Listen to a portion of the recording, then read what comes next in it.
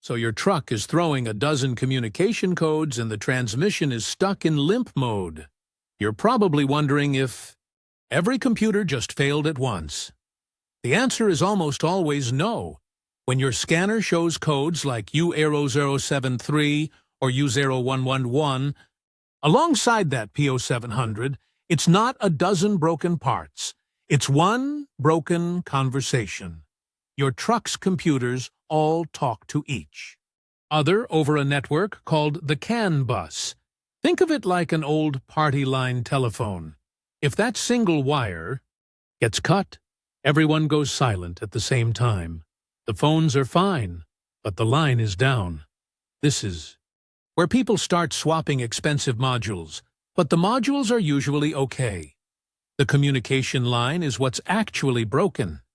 So, your first check isn't a part, it's a junction. Get into the driver's side footwell near the kick panel. You're looking for small plastic blocks with a bunch of wires plugged into them. Those are called star connectors. They act as hubs for your truck's data network. A lot of the time, the problem is just a loose pin, some green corrosion, or a damaged wire right at one of those connectors. Your job is to split the network in half to find the problem. Find the wire that jumps from one star connector to another and carefully unplug it. Now, with the network divided, go back to your scan tool. Clear all the codes and see who's talking. If half your modules suddenly show up and communicate, you've found your problem area. You now know exactly which branch of the wiring harness has the break, and you can trace that specific line for damage. If splitting the network doesn't work, the next place to look is your grounds.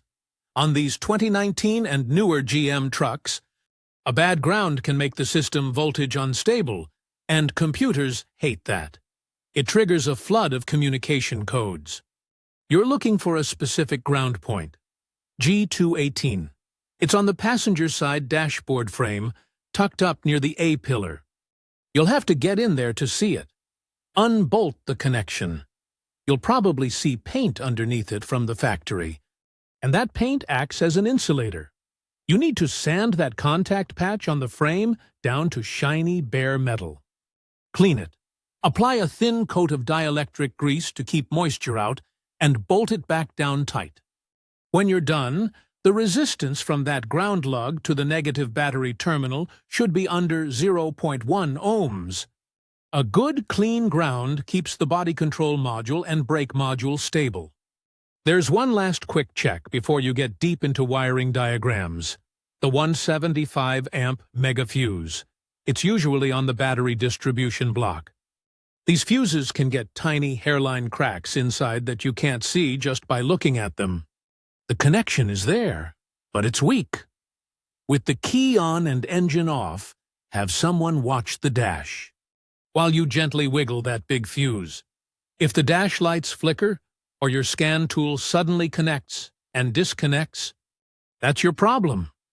The fuse is letting just enough power through to confuse the system, but not enough to run it properly. It's a cheap part that causes an expensive-looking headache. Ignoring these simple checks is what leads to replacing perfectly good, expensive computers, one after another, and never fixing the real problem. Always check the network before you blame the computer.